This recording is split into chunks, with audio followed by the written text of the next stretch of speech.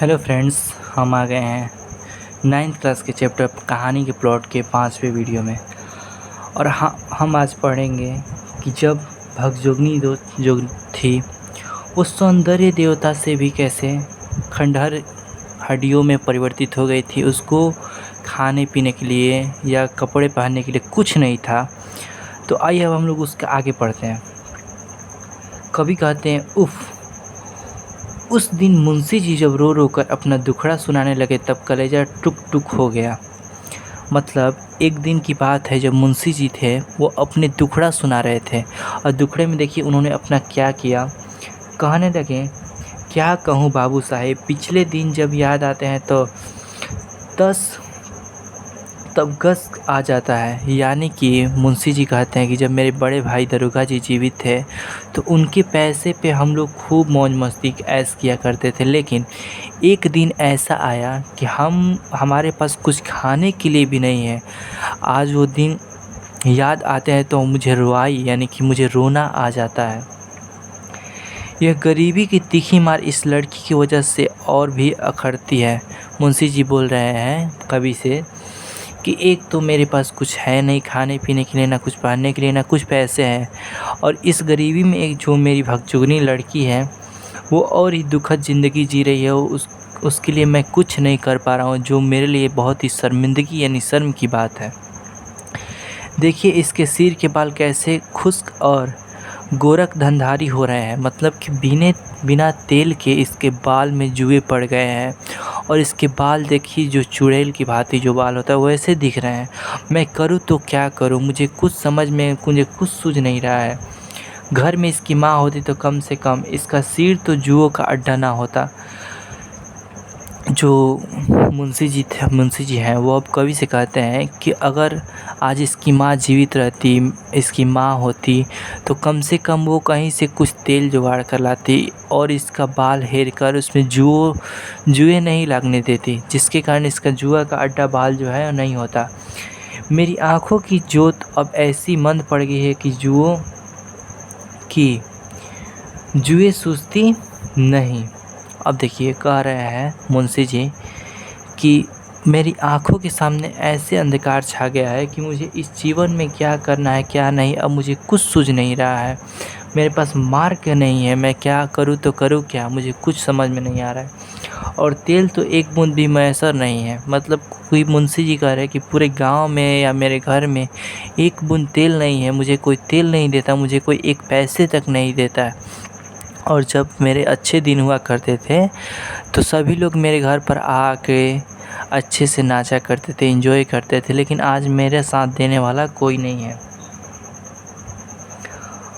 अगर अपने घर में तेल होता तो दूसरे के घर में जाकर कंघी चोटी करा लेते, सिर पर चिड़ियों का घोंसला तो ना बनता।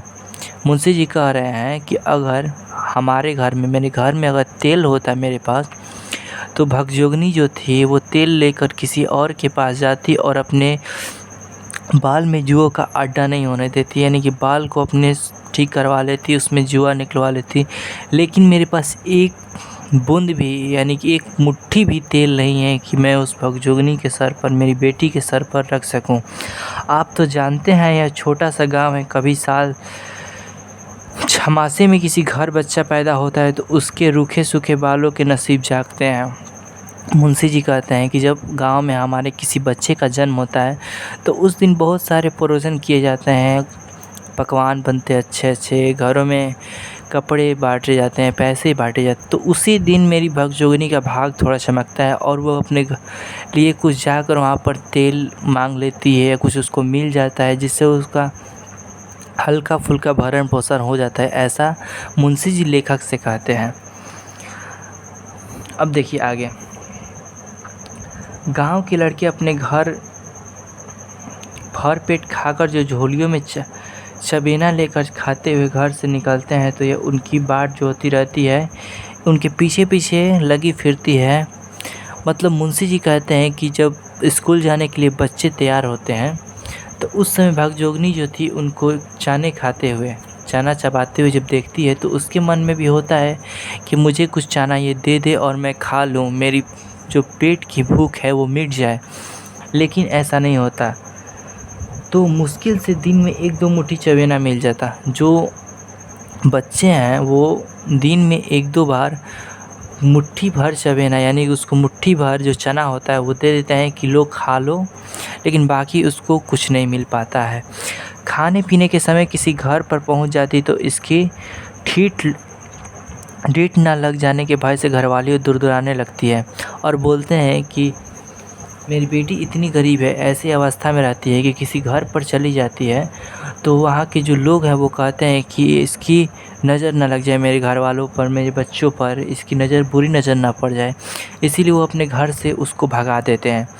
कहाँ तक अपनी मुसीबतों का बयां करूँ भाई साहब, किसी की दी हुई मुट्ठी भर भीख लेने के लिए इसके तन पर फटा आँचल भी तो नहीं है। इसकी छोटी अंजुलियों में ही जो कुछ अट जाता है उसी से किसी तरह पेट की जलन बुझा लेती है। लेखक से मुंशी जी कहते हैं कि इसका उतना नसीब कहाँ है, इसका ऐसा फूटा हुआ नसीब है कि दिन में कुछ चने मिल जाते हैं, किसी घर से कभी कभी हो सकता है तो तेल मिल जाते हैं, उसी में अपना जीवन चलाती है। नहीं तो इसके बदन पे एक कपड़ा भी नहीं है कि जिससे अपना ये इज्जत ढक सके, आंचल भी नहीं है और इसकी छोटी अंजुली में जो कुछ अट जाता है उसी से अपना भर पेट, यानी कि जिसके छोटे छोटे हाथ में इसके जितना भी कुछ अट जाता है वो क्या कर लेती है, उसको लेकर खा लेती है और इसकी कुछ भूख पेट की जो होती है शांत हो जाती है। कभी कभी एकाध फटा चना चबेना मेरे लिए भी ले आती है, उस समय मेरा हृदय दो टुक हो जाता है। और तो और बोलते हैं लेखक से मुंशी जी कि कभी कभी मेरी पुत्री जो है वो एक मुट्ठी या कुछ चने मुझे भी लाती है, उस समय मेरा हृदय रो पड़ता है। मुझे समझ नहीं आता कि मैं क्या करूं अपनी बेटी के लिए। मेरी बेटी अच्छे से खाए पिए, उसको अच्छे अच्छे कपड़े मिले, लेकिन मैं कुछ नहीं कर पाता हूँ। मैं एक लाचार बाप की तरह, लाचार इंसान की तरह मैं पड़ा रहता हूँ, मुझे कुछ समझ में नहीं आता है। किसी दिन भर घर जाकर घूम कर जब शाम को मेरे पास आकर धीमी आवाज़ में कहती कि बाबूजी भूख लगी है, कुछ हो तो खाने को दो, उस वक्त आपसे ईमानन करता हूँ जी चाहता है कि गल फांसी लगाकर मर जाऊँ या किसी कुएं तालाब में डूब जाऊँ। और कहते हैं मुंशी जी कि जब मेरी बेटी शाम को आती है और बोलती है कि पिताजी मुझे कुछ हो तो खाने को दे दीजिए, मुझे भूख लगी है, तो उस समय मेरा हृदय जो है वो इतना व्याकुल, इतना कष्ट में होता है कि मुझे मन करता है कि मैं अपने गले में फांसी लगाकर रस्सी से मर जाऊँ या किसी कुएं तालाब में कूद के अपना जान दे दूँ। लेकिन मगर फिर मैं सोचता हूँ कि मेरे सिवा इसकी खोज खबर लेने वाला इस दुनिया में अब है ही कौन।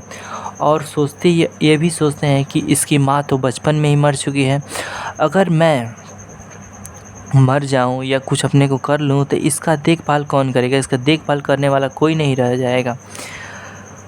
मगर फिर सोचता हूँ कि मेरे सिवा इसकी खोज खबर लेने वाला इस दुनिया में अब है ही कौन। आज अगर इसकी माँ भी जिंदा होती तो कूट पीस कर इसके लिए मुट्ठी भर चना जुटाती, किसी कदर इसकी परवरिश कर ले जाती और कहीं जा मेरे बड़े भाई साहब बरकरार होते तो गुलाब के फूल सी ऐसी लड़की की हथेली का फूल बनाए रखते। और कहते हैं मुंशी जी का अगर इसकी माँ अगर रहती और मेरे बड़े भाई रहते तो इस सुंदर कन्या की, सुंदर भगजोगनी की ऐसी दशा नहीं होने देते और इसको अपनी हथेली पर फूल की तरह सजाए रखते। ज़रूरी ही किसी राय बहादुर के घर इसकी शादी करते। मैं भी उनकी अंधाधुंध कमाई पर ऐसी बेफिक्री से दिन गुजारता था कि आगे आने वाले इन बुरे दिनों की मुतलक खबर ही ना रहे। और कहते हैं मुंशी जी कि मैं उनके पैसे पर ऐसे सुख सुविधा की ज़िंदगी बिता रहा था कि मुझे आगे आने वाले भविष्य के बारे में कुछ भी खबर नहीं रहा, जिसके कारण आज मुझे ऐसा नौबत देखने को मिल रहा है। वे भी ऐसे खर्चात थे कि अपने कफन काठी के लिए भी एक खरमुहरा ना छोड़ गए। अपनी ज़िंदगी में ही एक चप्पा ज़मीन बेच खाई, गांव भर से ऐसे अदावत पढ़ाई कि आज मेरी इस दुर्गत पर भी कोई रहम करने वाला नहीं है। उल्टे सब लोग तानेबाजी के तीर बरसाते हैं। और तो और बोलते हैं कि मेरे बड़े भाई ऐसे दरोगा जी थे कि उन्होंने अपने जीवन में एक एक पाई, एक एक घर द्वार सब बेच कर अपने पर उड़ा लिया, गाँव पर उड़ा दिया, पैसे का पूरा खर्च किया। आज इनके पास कुछ भी नहीं है कि जिससे मैं अपना घर का देखभाल करूँ। एक दिन हुआ था कि जब भाई साहब के पेशाब से चिराग जलता था, और एक दिन यह भी है कि मेरी हड्डियाँ मुफलिसी की आँच में मोमबत्तियों की तरह घुल-घुल कर जल रही है। एक दिन बोलते हैं कि मेरे भाई साहब यानी कि जो मेरे दरोगा जी थे, उनकी पेशाब से जो था वो चिराग जलता था। यानी कि उनके पैसों पर लोग मौज मस्ती किया करते थे, मौज मस्ती करके अपना जीवन यापन करते थे। लेकिन एक दिन ऐसा भी आया कि मेरी हड्डियों से मुफलिसी की आँच से मोमबत्तियाँ की तरह घुल-घुल कर जल रही है। मतलब कि एक दिन ऐसा गरीबी में मैं जीवन व्यतीत कर रहा हूँ कि मुझे कुछ समझ में नहीं आ रहा है। मेरे पास खोज खबर नहीं है कि मैं क्या करूँ, मुझे कुछ समझ में नहीं आ रहा। मेरे गाँव वाले जो एक दिन मेरे बड़े भाई के पैसे पर अपना सब कुछ लुटाते थे, आते थे यहाँ पर, लेकिन आज के डेट में मुझे एक पैसे कोई देने वाला नहीं है। तो थैंक यू, मिलते हैं अगले वीडियो में। इस वीडियो में इतना ही। अगर आपको पढ़ाई समझ में आया तो लाइक शेयर सब्सक्राइब कर दीजिए और अपने दोस्तों को शेयर करना ना भूलिए। Thank you.